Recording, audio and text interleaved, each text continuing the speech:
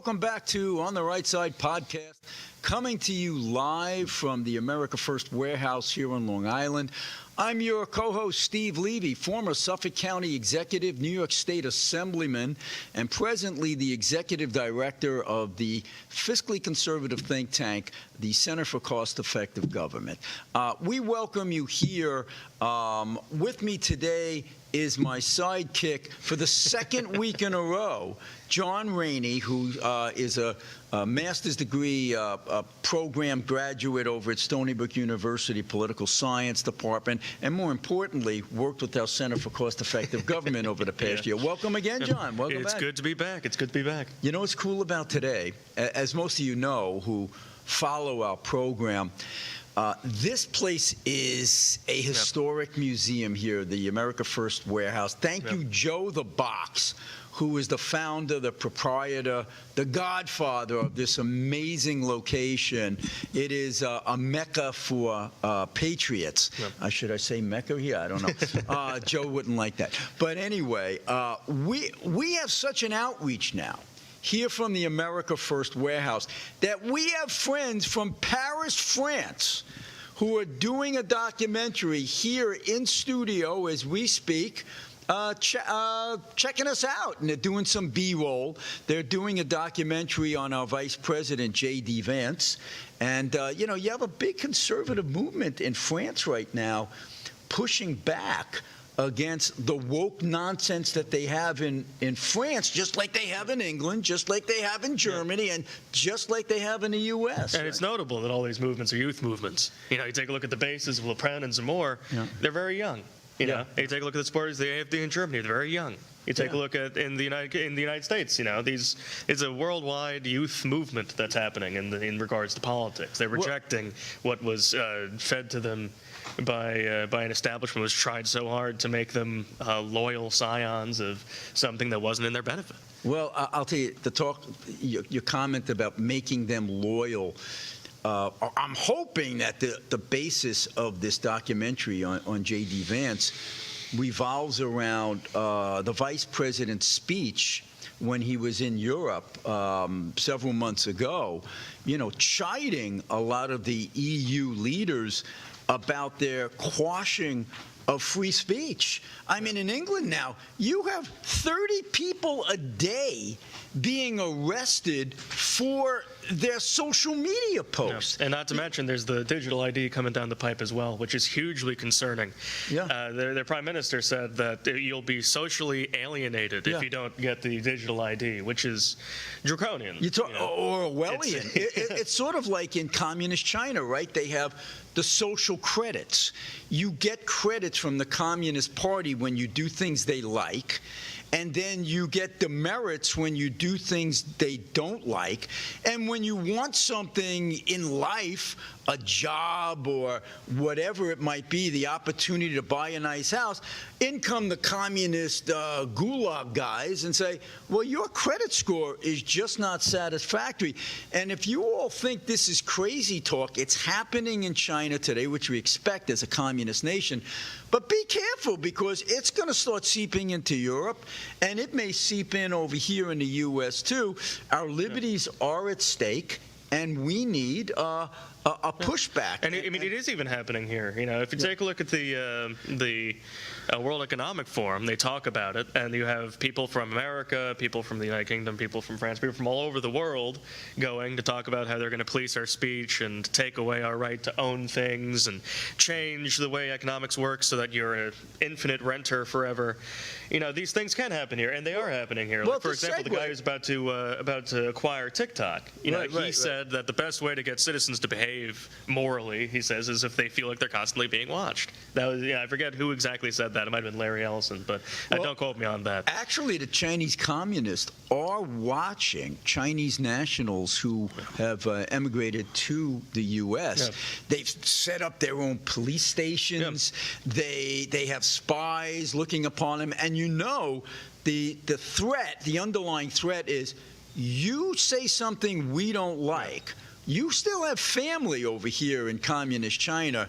We'll lower the boom on them at any time. And you look at in universities, they have the system. There are these things called Confucius Institutes, Right. And they're essentially extensions of the Communist Party. Like ostensibly, they're not supposed to be, but Right. that's sort of how they function. It's supposed to be like a Chinese student union situation. Well, that's how the Chinese have made inroads for all of their spying. They bring in hundreds of thousands of students, and most of them are good people trying to just learn about America, and many of them want to stay. But a lot of them are spies, let's face it. So they infiltrate our military, which, by the way, the Chinese have hacked our military. No lie, they have. They set up these spying operations within the schools. They do it within every institution. And it's a really, really frightening scenario, and we have to wake up. The Marxist movement has never died. I mean, it's always been out there since the 1920s, and they've always tried to take root in American culture, and they were pretty much beaten back for a century. And I think that is the case, John, because there was always a Marxist element trying to infiltrate our schools and our institutions and our government, but you always had both Democrats and Republicans united against the Marxists. But the sea change that has occurred in the last 5 years, 10 years, is that the Democratic Party is now welcoming the Marxists as a wing of their party, who you could also call them progressives. Some will say they're not all the way there Marxist, they're just socialists, but we know socialism will lead to Marxism. But they're now the tail wagging the dog in the Democratic Party, so you don't have pushback anymore. Part of the problem that I think is how they've been able to get such institutional capture is that people weren't able to differentiate between Western and Eastern Marxism. When people think of communism, and really what people were looking for in the 50s and 60s for communists was Stalinists. They were looking for economic, like jackbooted thugs. Right. And largely Eastern Marxism was generally defeated with the fall of the Soviet Union. However, Western Marxism was never found out and was never uprooted, and it was never really gotten rid of. And it's been present in our institutions since Antonio Gramsci wrote his prison notebooks that laid out that you need to seize the means of cultural production before the means of economic production. And that is an insidious enough goal that's because Marx said that it needs to come from the working class, but the problem is that the working class are always the most conservative, the most religious, the most proud of their people, and so you need to hijack their morals and try to get them to have different morals before you can have a communist revolution. The whole thing. And that's with the long march of the institutions in the 60s and the 70s and everything, and even before that, that's bearing fruit today in the people who make our laws and run our institutions. They change culture. They're the enemy within that Trump is talking about, and Khrushchev talked about. We don't have to beat you with an army. We'll get you from within.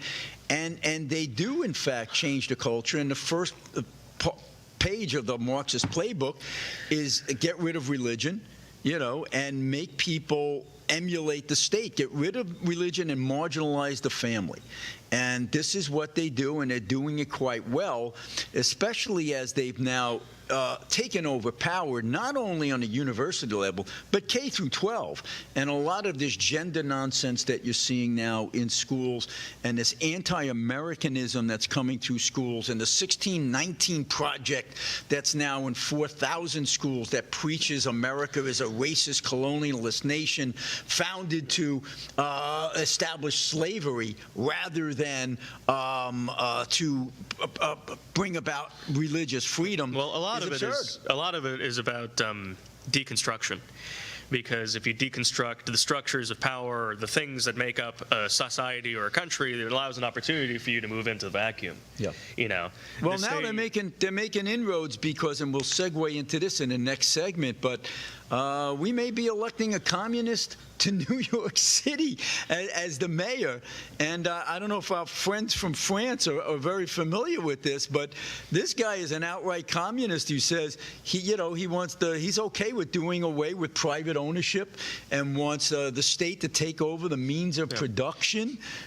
Which is ironic considering his background. His family came from Uganda. He's not Ugandan, but his family came Indian from background, right? Indian background Indians from Uganda. via and Uganda, Idi Amin right. In Uganda, one of the first things he did was he took everything from the Indians who were Right. business owners in Uganda and killed them and took their businesses and took their wealth and redistributed it. So it's kind of ironic that Mamdani has the kind of moral system he does, considering that his ancestors were victims of the exact kind of thing that he's advocating for But now. listen, even if he doesn't realize he's advocating he's for it. very, emblematic of the newer generation. I was watching Saturday Night Live on Saturday night, obviously enough, and in one of their sketches, they mentioned Mandami's name. And they started applauding. The New York audience was actually applauding. Yes, he's our favorite commie. Let me just interject there. I don't think he's emblematic of the new generation. I think he's emblematic of dying elements of the old generation. Okay. And there's certain elements of the new generation which do still believe it, but it's a receding tide. Young hope people so. aren't in on it I anymore. New think York it's a City is not a split. good sample size for how young people believe Good in point. the things that they think. There's So- the Charlie Kirk younger generation out there, too. All right, hold that thought. We're going to talk we're running about out of that. And in the next segment, we're also going to talk about the shutdown. And I want to talk about the article that I just penned on the fact that I believe the Republicans should use this opportunity to chat with the Democrats. You want to talk about extending the Obamacare subsidies? Let's talk. Let's try and get some of those things we wanted to get when we wanted to change Obamacare a couple of years ago. Stay with us in 3 minutes. We'll start talking about that and more on the right side. Robert Cornicelli doesn't write for attention. In What is White, Cornicelli exposes an uncomfortable truth. Whiteness isn't an identity, it's a weapon, one used to divide us, while the system thrives on guilt and control. It's for everyday Americans ready to push past guilt, question the lies, and reclaim who they are. Proceeds support the Veteran Recovery Coalition, helping veterans rebuild their lives. What is White? Available now. Who broke the television?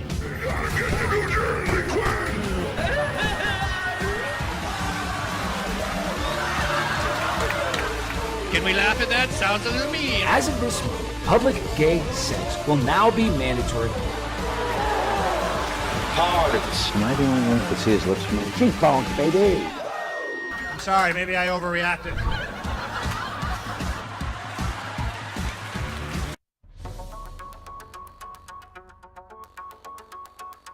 Corporate transfer. Fine professional, moving and storage, and inventory management.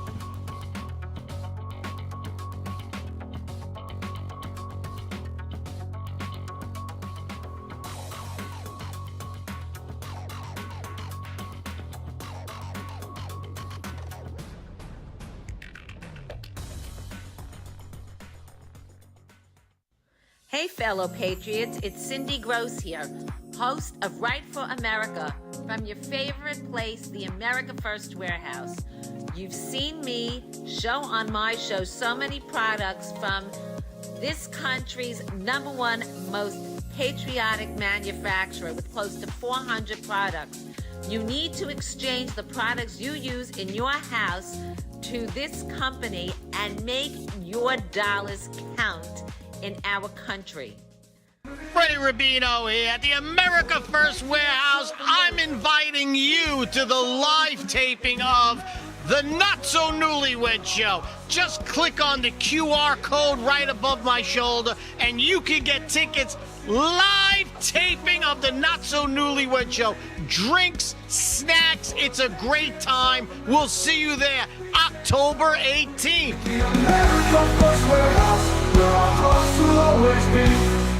It's me, Joe the Box, the America First Warehouse, most patriotic venue in all the land. The America First Warehouse, a beacon for all to see, a symbol of unity. For the patriots of America, we stand tall and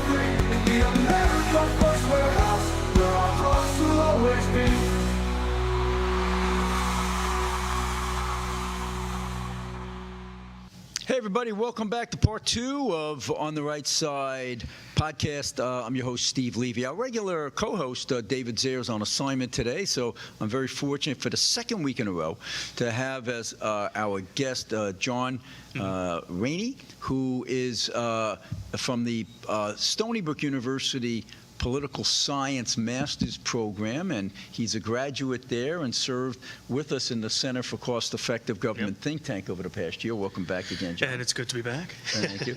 So let's talk about the shutdown, okay? Yeah. I mentioned to David Zaire several weeks ago, I'm not deterred by a shutdown. Go for it, because the Democrats should be careful what they wish for. They're going to give Trump extra powers now to start paring down the government. Maybe he could start doing things that couldn't be done under Doge. No. And no one's missing it. Are you missing it? It hasn't affected my life yet. All the mechanisms that they have to obstruct executive power and, by extension, the will of the people are shut down during a shutdown. Right. They'd be foolish to continue this on for, each day they lose a little bit more ground. We understand why it happened. As I write in an article that just got submitted to a number of places, I'm a regular insider for Newsmax, and I send them a lot of stuff. You'll see some of my stuff, too, with the Washington Times, the Washington Examiner from time to time. My latest article is entitled, "Use Negotiations on Obamacare Subsidies to Finally Get Republican Health Plan Adopted." Let me explain. First of all, we're not stupid, John. We know why this shutdown happened. Chuck Schumer got his brains beaten out months ago when he basically said, okay, we're going to continue the government going. And everybody said, why didn't you fight Trump? We hate Trump. And Schumer understood that, well, if I go along with a shutdown, I'm now handing Donald Trump the power to start slicing and dicing. But this time he had to, because he smells that primary coming from AOC in a few years, and he said, I'm not going through that again, right? So that's the ruse, right?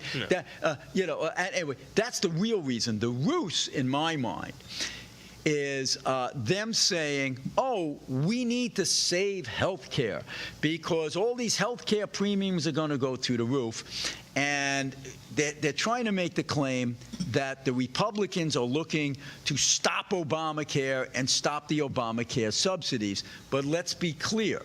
There is nothing in the Republican budget plan, that the big, beautiful bill that was passed months ago, that ends the Obamacare subsidies. What happened was, during COVID, there was a decision by the presidents I'm talking about Trump and Biden, mostly Biden, and the Congress, to double up or dramatically increase Big expansions. the subsidies, but temporarily, because we were undergoing COVID. And it was understood by all that this is just temporary and it will sunset. So the Republican plan sunsets it as originally planned, but the Democrats come back and say, oh, unless you continue this into the future, all these people are going to die. And they're not going to have health care anymore. What bogus garbage. And like I said last week, if you really want to expand health care for Americans and have more Americans on health care, if you wanted to even just keep the expansions, if that's something that was really so important to you, you could help afford that by not giving health care to non-Americans, or like taxpayer-funded Medicare and Medicaid. Not only non-Americans, but illegal aliens. Right, yeah. It's like that's a simple But problem. I agree with, I don't even think every cent that's going to somebody who is an American should be going to somebody who is. I don't think it's not a controversial I don't even think legal aliens should get Medicaid, because in the old days, when you wanted to emigrate here from another country, or to immigrate into the United States, you would have to have a sponsor who was going to take care of you so you wouldn't go on the public dole. That's gone, at least now, for regular aliens if you're here for 5 years. But now they say that illegal aliens are not getting Medicaid. It's a total lie, and let me explain to the people why. What Joe Biden did, folks, is he changed the definition of what is an illegal alien. So he brought them over, he welcomed them over by the millions, and then he paroled them. Does he have the power to unilaterally parole all these people en masse? Absolutely not. He did not have that power.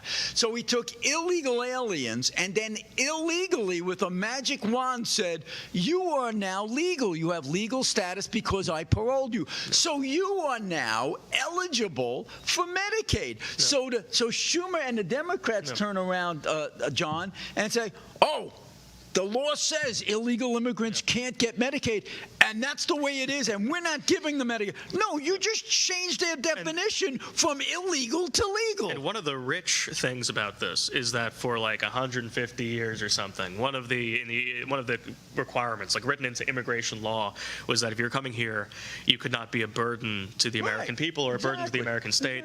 But now that seems to be expressly the purpose. Like, you're coming here to be a burden on the American state. And also, this goes global, too. The German government just talked about raising the retirement age to 73 because they can't afford it. Because they're like, well, we need to keep the social benefits up for migrants. The narrative began with, we need migrants so that we can support our pensioners and our old people in Germany. And now it's like, well, you're going to have to work a little longer because these people are coming here and they're not working. Our friends filming this show from France, they're experiencing the same thing with this tremendous amount of migration that they've allowed to come into their country. It's unaffordable. It's unaffordable. It's unsustainable. And then the calculus didn't work out, you know? Like, we're seeing the fruit of these things. You know, all these arguments about we need cheap, young labor, we need people to take on debt, we need new people, and we need this to always grow, we need a constantly ever-growing population, or else we're not going to be able to retire. And now it's like you're not going to be able to retire. Because you're paying benefits to all the people who came over. Yeah, exactly. Right. So I want to give the folks out there the guts of my article here, because what I've recommended to the Republicans in Congress is the following. Okay, the Democrats are saying, we're shutting down because we need you to negotiate with us to keep the extra Obama subsidies that were supposed to be temporary. We need them to go on forever. So I say to the Republicans, call their bluff. Oh, you want to talk about Obamacare? Okay. Let's open up the government again, and then we'll give ourselves some time. Let's talk about it, okay? Why don't the Republicans come up with a plan and say, you want to talk? You want these subsidies to continue? Here's what we want back. And I have long criticized the Republican Party for not having a good, solid Republican health care plan to go face-to-face with Obamacare. Because obviously, Obamacare was not what it was built up to be. Obama lied. He said you can keep your doctor. It was a lie. It was a false premise. He also said that the average premium is going to go down by $2,500. Another lie. Since Obamacare's inception, the average premium went from $13,000 to about $25,000 a year. So what can we do? It's unsustainable, Obamacare. Here's some of the things that Republicans have talked about over the years they should incorporate into a single plan and pitch it to the American public. Number one, allow for more insurance companies and the insured to get their insurance over state lines. It will open up competition and lower rates. Secondly, expand hospice care. Because what we found from various studies and what I elaborate upon in my book, Solutions to America's Problems, which you can get on Amazon or Barnes & Nobles, it shows that 5% of patients account for 50% of total medical costs, and 1/3 of that is in the last few months of life. So why do our friends from France know better? They don't have these tremendous expenditures within the last years of life that we do. And it takes away money from the younger people who really need it. We're not telling grandma off the cliff, but if you're terminal with 2 months to go, why are we expending all of this money just to prolong a person's life for 2 weeks who are in misery to begin with? Implement tort reform. The first thing that Barack Obama did with Obamacare is he said, tort reform is off the table. Defensive medicine is one of the biggest reasons our health care costs and our insurance costs are so high in this nation. 92% of private sector physicians say that they practice some form of defensive medicine. By the way, John, only 48% of government doctors say that. Create high-risk pools for the uninsured. They did this in Alaska. They were facing a 40% increase in their rates. They did this, and their rates were kept to single digits. And also allow for individuals to customize their health care plan. When you get your auto insurance, you can say, I don't want windshield, I don't want collision. But when you have to go through Obamacare, you must tick off all these things that you must be insured with when it will never affect your life. And then finally, President Trump has to continue down the road of making us pay less for prescription drugs. I will say this to my friends from France. You got it made when it comes to the prescriptions, because the American consumer is paying 3 times the amount for drugs than they do in Europe, because the drug companies have us subsidizing the research and development because they have caps in Europe that we don't have. I took up all that time. Give me a 25-second rebuttal of that, John. Not a rebuttal, an expansion. Yeah, this administration has been focusing on the abuses of Big Pharma for the first time in a long time. You know, Big Pharma is so ingrained in moneyed politics, and for the first time we're seeing things done, like matching American drug prices to the global price for what they're selling them abroad for. Right. You know, we need to prioritize the American people.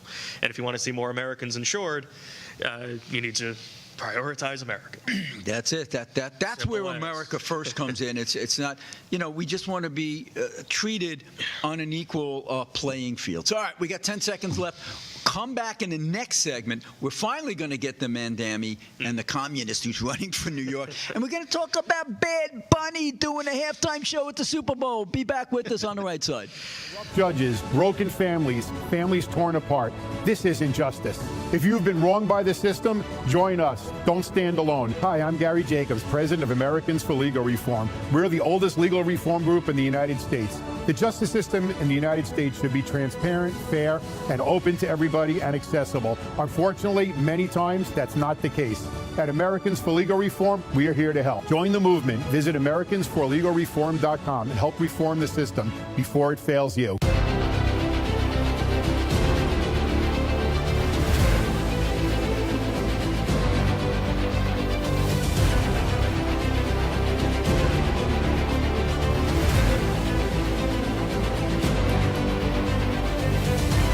My name is Elena Ruseva, aka Megalangela. Please check my art at www.megalangela.vip.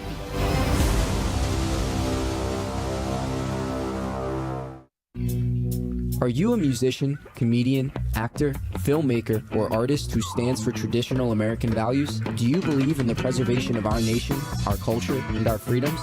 If you share our passion for America and want to use your talents to make a difference, we want to hear from you. Our mission is clear. Through the arts, we uphold the principles of freedom, faith, family, and the American spirit. It's time to step up to the mic and make your voices heard. So contact us at AmericanConservativeArtists.com. The Queens Village Republican Club is America's oldest Republican club, founded in 1875. Situated in President Trump's hometown in Queens, New York, we are America First MAGA Republicans, empowering fellow Republicans to get involved in the game of politics at the grassroots level. We host inspiring monthly club meetings on the first Thursday of each month at 8 p.m. For more information, please go to our website at www.qvgop.org. It's Tuesday here at the America First Warehouse. I am Joe the Box. And I'm John the Blanket. Freddie Rubino here with my podcast. That's what I'm talking about.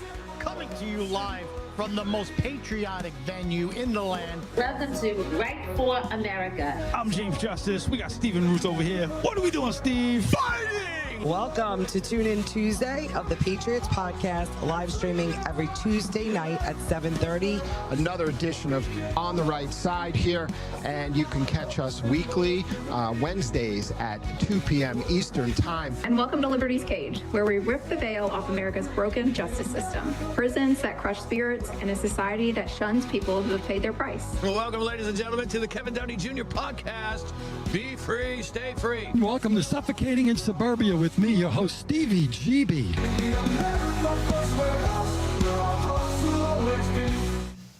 Hey, folks, welcome back. Steve Levy here on the Right Side Podcast. I'm your co-host, along usually with David Zare. I'm the former Suffolk County Executive and New York State Assembly member. And you're at the America First Warehouse here on Long Island, New York. It's a magnificent tribute to patriots all across the country. And thank you, Joe DeBox, our savior who makes this all very possible. He funds this, and he makes it go. I'm with my good friend and helper over at the Center for Cost-Effective Government, of which I'm the executive director, John Rainey, graduate over at the Master's Program Good to be here again. In Stony Brook University. All right, we tease people about a lot of things. We tease them about what's going on with the mayor's race in New York. We tease them about Bad Bunny. But before we go into this, we got to talk about October 7th, right? We're here October 8th right now as we're filming. And I was amazed about how little tribute there was yesterday in some of the mainstream media, how quickly it's been forgotten. And you'd think there would have been protests all across the globe denouncing the savages who did what they did to these people just innocently watching a concert in Israel. They took Americans, they took Israelis, they raped women, they beheaded children, really animalistic type of stuff. And you think the emphasis would be on we will never let this happen again, which we once said about the Holocaust, and you had a mini Holocaust, right? You want to talk about genocide, that was genocide. But today, yesterday, there was very little commemoration about the slaughter and more about when is Israel going to stop its genocide? Israel! The genocide is when one people attacks another people, as was the case in October 7th, simply because they're Jewish, we don't like them, we're going to kill them. When you retaliate, as we did, after 9/11, that's not a genocide. That's winning a war. So I don't know, the double standard is outrageous here, John. What do you see on campus? What do you see in your hometown? And what do we do about this to change attitudes? Well, this has been a pretty intractable and messy issue for a long time. This on and off bloody conflict that's been going on for literal decades. Centuries. Yeah. Millennia. I'm talking about in its modern incarnation. It's been going on. It's been cropping up in American politics, and it's been incredibly divisive. And then it recedes, and then it comes back, and then there's more blood. And is there a chance for an actual peace now that Trump has gotten all of the Arab nations behind this? Everybody's behind it except for one group, which is Hamas, who virtue signals, we'll let the hostages back, we're for that, but they won't agree and sign on a dotted line. Are we going to be strung out again? I think we are. There's always a chance for peace, but there's a lot of vested interests in continued war. For example, Hamas and Hezbollah. Their entire infrastructure is, and their entire existence really, and in terms of Hezbollah, their usefulness to the state of Iran is be a disruptor. Well, it's to be a disruptor and to have like the possible existence of a Palestinian state as their reason for existence. But and if they accept peace, like if Hamas accepts peace, they're incentivized against accepting peace because then there'd be no real reason for their continued existence. They have to transition to civilian government, which they've proven we have our not friends to want from to do. France here, okay, and. One thing I hope that they'll take back to their president is bad move when it came to recognizing Palestine unilaterally without the Palestinians having to give anything back. I mean, understand something. Palestinians don't want a two-state solution. They want a one-state solution where Israel is gone from the river to the sea. How do we know this? Because please learn your history, folks, you guys who are protesting out there. Please learn your history. Do you know on at least 5 occasions the Palestinians were offered a two-state solution? And in every occasion, they said no. Israel said yes. Go back to President Clinton at Camp David. He said, we will give you everything you want. And they had a handshake. And Yasser Arafat at the last minute says, I can't agree with this. I have to revoke my approval because my people will kill me, just like they did Anwar Sadat if I go forward with this. So time and time again, you've had the ability for a two-state solution. They don't want it. They want to be martyrs. By the way, one final thing. Israel has peace with Jordan, right? They didn't break the peace. Israel has peace with Egypt. Israel didn't break the peace. Israel was fashioning peace with Saudi Arabia and the United Arab Emirates, okay? Israel wasn't breaking the peace. The only ones who broke the peace was Hamas. And now they've got half the world and Greta Thunberg praising them and supporting them and going after Israel that's trying to defend itself and retaliate after they were attacked the same way we were attacked in 9/11. Yeah. It's an interesting thing to see how sentiment evolves over time. What I see among young people generally, on the left, you've got this rabid, pro-Palestinian movement because they view it as an anti-colonial struggle as their lens, is that this is like apartheid or something. And then on the right, at least among people my age, I see an exhaustion with conflict across the board, and this gets caught up in that. So I feel like there's mostly room for talking about the Israel-Palestine conflict is happening on the center right. But whatever one makes of that, it's an odd state of affairs. We're seeing American foreign policies on things going on overseas shifting a little bit. I say to our friends in Europe, though, what a huge mistake to just give away recognition. If you're going to do that, you've got to get something back in return first, at least a pledge that, yes, we recognize Israel. Yes, we're going to disarm. Yes, we're going to stop attacking them. To just give that away was the worst kind of bargaining I've ever seen. But I think they're also influenced by the tremendous influx of the Muslim immigrant population that is now a factor in their elections, just like here in the U.S. And not to mention... In Michigan, right? It's a huge factor because they have so many Muslim voters there. And not to mention that in France right now, there's a coalition, a ruling coalition between the centrist party under Macron and then a leftist coalition of many parties. And they're working together to keep the right out of politics. And he was supposed to be, Macron was supposed to be a right of center president when he came in. Right of center is such a dubious term these days, especially. But they'll do anything to try to blacklist Le Pen or any kind of populist movement in France, like you have MAGA movement here in America. It's just try to, in Romania, they banned the populist movement because they were winning. There's a democratic election. Anymore. They said, we didn't like that result. Let's do it over again. In Germany, they banned the party that wanted to curb immigration. In Germany, they haven't banned the AfD. They haven't banned the AfD in Germany. They're still going, although there's a bunch of AfD politicians who have mysteriously They have been banned from running for office, a number of their candidates. There have been actual bans on some of them. And this is the same German government that is now taking pride, as you might have seen on 60 Minutes, that they go around monitoring people, what they say on social media, taking away their phones, throw them in the gulag. Knocking down the doors of teenagers who are using Twitter. Ultimately, even with all this state pressure, they're still the most popular party. And with the elections coming down the pipe, the state of Germany, which has done such a poor job of handling the country and not listening to the will of the people, they're panicking. But again, the double standard that Israel has to go through, it's like, oh, the people in Gaza are starving, and the Israelis are not giving them enough food. Now, I want you to think back in the history of warfare, since human beings have been on the planet. Have you ever heard of a combatant fighting another combatant and saying, wait a minute, we have to give your people food as we're trying to win this war?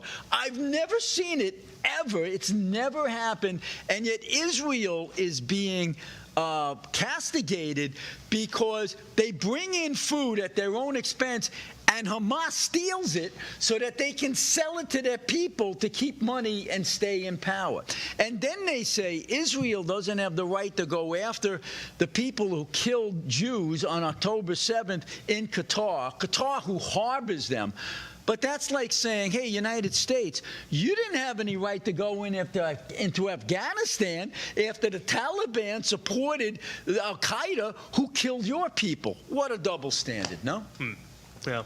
It's crazy. It's crazy to see, you know. And like during the rest of during normal states of affairs, the electricity and water are flowing through Israel into Gaza to begin with, you know.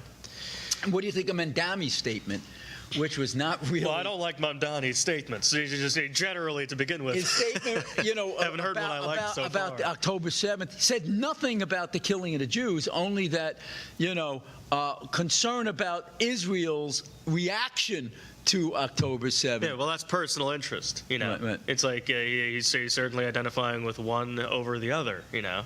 What do you make of, like, a third of the Jewish population backing, at least being indifferent to there's a certain portion who feels like it's contrary to religious doctrine for Israel to exist in the first place. They feel like the punishment of Israel is not done yet, and they need to wait for the Messiah to come. It's all, it's a complicated thing. New York's the hotbed of that generally, but I still think it comes down to a combination of the Muslim extremists now merging with the Marxists, and the one thing they have in common is they both hate Western civilization and want to destroy it. All right, we've got one more segment coming back. We teased you about Bad Bunny.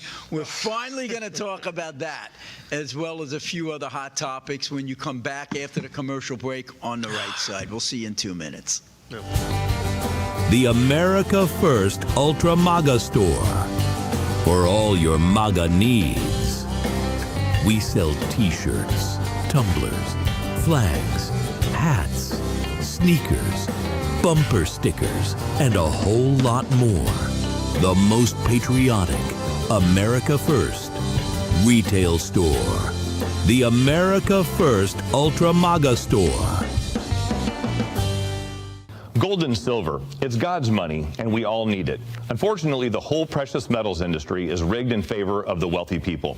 In fact, it's so complicated that 95% of all Americans don't own any precious metals. What the industry needed was a way for us to buy fractional units of precious metals, get free storage in a secure vault, have them insured, take physical possession of the metals, or instantaneously liquidate the assets at one of the highest buyback prices in the industry. Well, now there is. It's called a Sound Money account, and everybody needs one. With a membership, you can start buying gold and silver with as little as $1. Now that fits everyone's budget. Also, our members can gift gold and silver between each other in our Sound Money accounts. What a great way to pass on generational wealth. You'll be able to rest easier knowing you have the security and flexibility found in having your very own Sound Money account.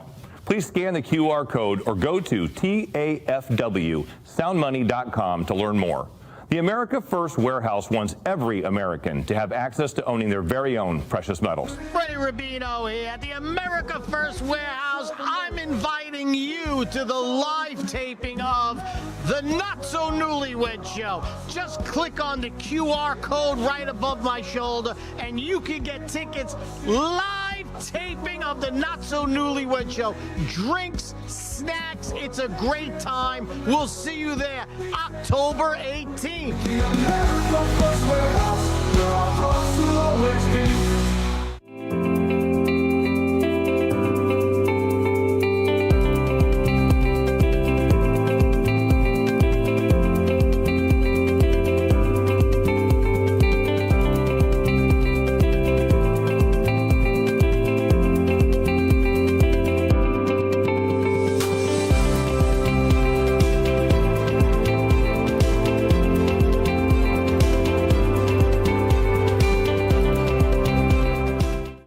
First Warehouse was really the most patriotic venue that you can ever imagine. We wanted to build something for people to be able to come to and feel so comfortable and so relaxed, because there is nothing out there like it. We give an opportunity for people to really feel good about themselves and about this great country.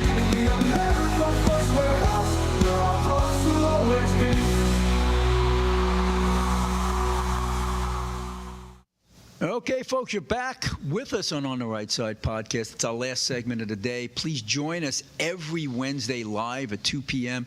here at the America First Warehouse on Long Island. If you're ever in the Long Island area, look us up. Get here. There's events, a large number of evenings throughout the week and on the weekends. It'll blow your mind. It is a museum for patriots over here. We have great guests here, from Bill O'Reilly to Greg Kelly to Kellyanne Conway, and a lot of senators and congressional people. So stay tuned with that.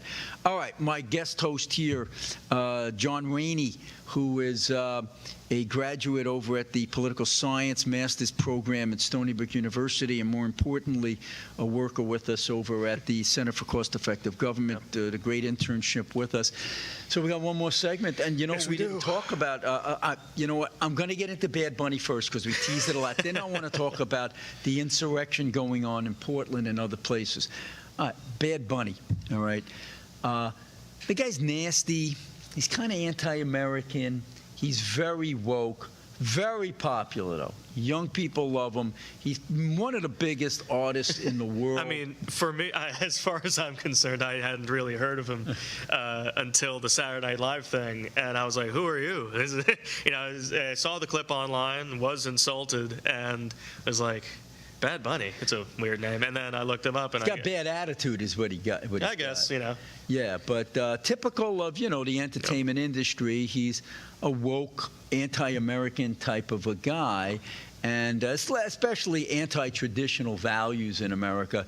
And this will be the first halftime, I think, that will be totally in Spanish. Well, if you look at... And we've become Quebec in America. But, well, Quebec, I guess, if they spoke Spanish. Yeah, well, there was dual languages. If you look at the talent agency that handles the halftime shows of the Super Bowl for... It's Jay-Z, isn't it? It's Jay-Z, and his talent agency that's like handling, or promotion agency that's handling the halftime shows, they have a particular bias for bringing on this kind of person. Oh, sure. It's odd because it's like, it's a very American patriotic thing, the Super Bowl, But they want to be provocative. That's iconic. It's and so with the halftime show, is your bet, this can go one of two ways. It could either be the biggest, highest-rated halftime show ever, or you might see boycotts ensue. And I hear that Turning Point is going to be having its own counter concert at the same time. So it might suck away a huge part of the audience. Where do you think it's going to turn out? I don't think it's going to be popular, personally, because... the Super Bowl is marketed towards Americans, and a halftime show that insults Americans isn't going to do well. I mean, I don't even think it has the potential to be the most popular one ever. I don't think that's... It's not like this is like Michael Jackson. I think he holds that title or something. Or was it the one last year? I don't know. In terms of viewership, the Creed halftime show is not going to get to. That's what as far as I'm concerned, that's the best one. Did you hear? I mean, this is even seeping. The woke crap is even seeping into country music. I forgot the guy's name, Luke something. He's very popular in the country world. He just wrote lyrics bashing ICE. Did you hear about this? No. Zach Bryant. Thank you, Control Room. Zach Bryant. They're on top of this. Not Luke Bryant, Zach Bryant. And very popular guy. And he's bashing the hell out of ICE, how they're tracking down people and scaring people. Whatever happened to country being traditional Americans who say, you're coming here the right way, and if you don't, you're going to be deported. Now we got country singers going after law enforcement. Well, Disgusting. it pays to be discerning and to pay attention when people are trying to trick you or scare you or control you, because there's a good chunk of the media landscape that exists to either distract you or to dishearten you, like to make you feel like you're losing, or to make you feel like you're in a minority, when really you and your opinions are the majority American Yeah, opinion. but it's bad enough that the Marxists and the leftists are attacking ICE in our cities, Portland and Chicago and everywhere else. So now we got the country guys doing it too. But let's talk about Portland, which I believe is an insurrection. Yeah, you had the mayor of Portland saying they're going to send as many troops as are necessary in Portland. The necessary number of troops in Portland is 0, as though they didn't have Chaz, as though they didn't have CHOP, as though they didn't have a literal anarchist exclave that soon fell to warlordism and resulted in the deaths of people, the deaths of teenagers. Yeah. People died. And it was an insurrection back in the summer of 2020. Yeah, genuinely. And These if you think the people problem's gotten any better, it hasn't. With weapons, took over 6 blocks of a community and said, you can't get in or get out except going through us. Yeah. And it did nothing. Yeah, and I think Trump was very pissed that he didn't do something about it last time, and he's saying, this time around, I'm not letting this stuff go by. So he's sending in the troops. Good move? Yeah, I mean, I think it should have been done then.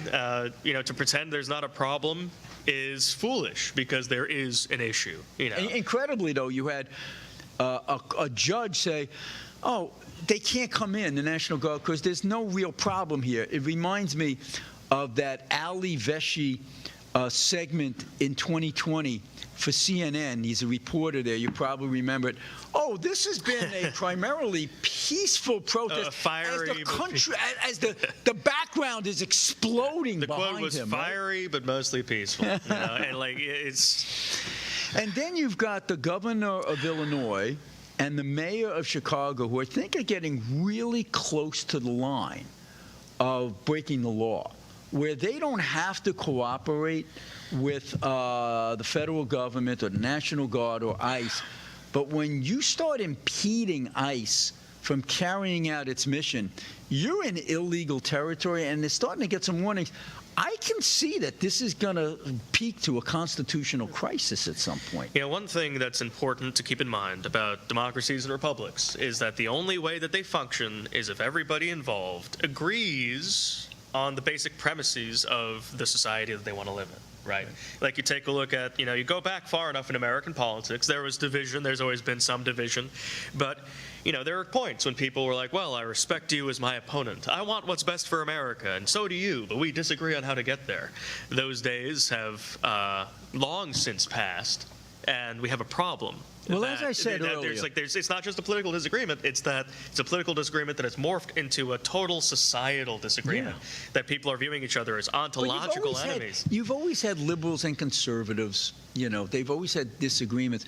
But when push comes to shove, when the anarchists were advancing on the capitals of our states or in our inner cities, Democrats and Republicans came together on one side. Look, we're not going to tolerate anarchy. We're not going to tolerate the weathermen like in the 60s blowing up police stations. But now, as I said in the earlier segment, the Democratic Party, if you look at all of the comments that they're making, they're actually giving tacit support to Antifa, I've seen to the protesters, to the illegal immigrant community. I've seen comparisons drawn to the years of lead in Italy. Right, in the 70s, right? Extrajudicial political killings happening all the time in the news.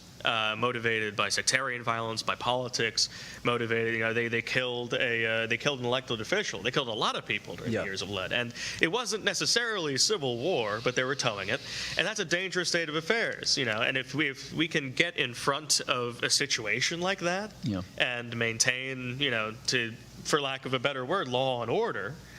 What has changed now in our country is this younger generation has been groomed through their professors at the university level that that speech is violence, and that when you keep on calling those you disagree with Nazis and fascists, all of a sudden anything goes to stop them. Again, that thing with the youth and the professors. I feel like it's part of it is that the indoctrination isn't working as well anymore. The machine is breaking down, and so the machine is becoming violent.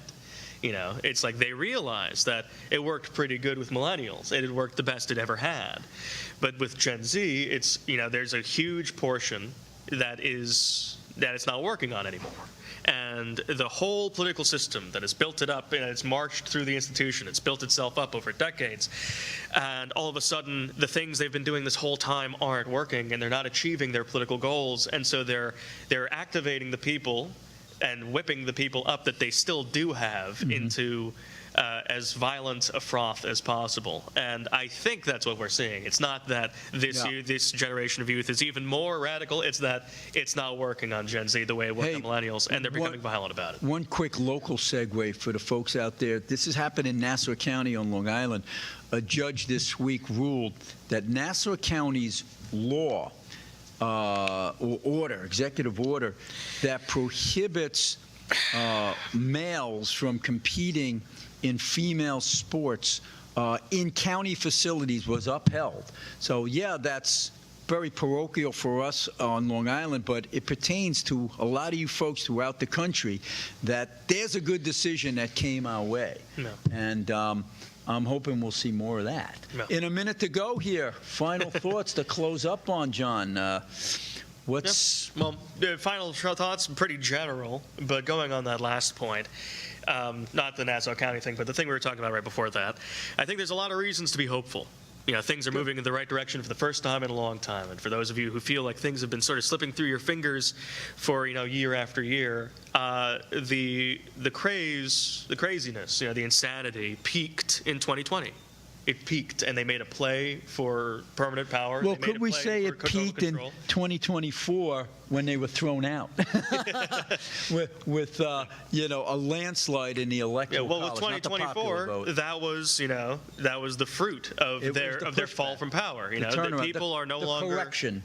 People are disillusioned with what they have to promise, and we've got bright days ahead, in my opinion. I hope you're right, John Rainey. I hope there is promise ahead with Turning Point growing and our more logical, common sense people in office now. Maybe there is some hope. Hey, folks, thanks for joining us again on the Right Side. Every Tuesday, we are here. Every Wednesday at 2 o'clock. Look for me, Steve Levy, at stevelevy.info or the Center for Cost Effective Government.org. We'll see you next week.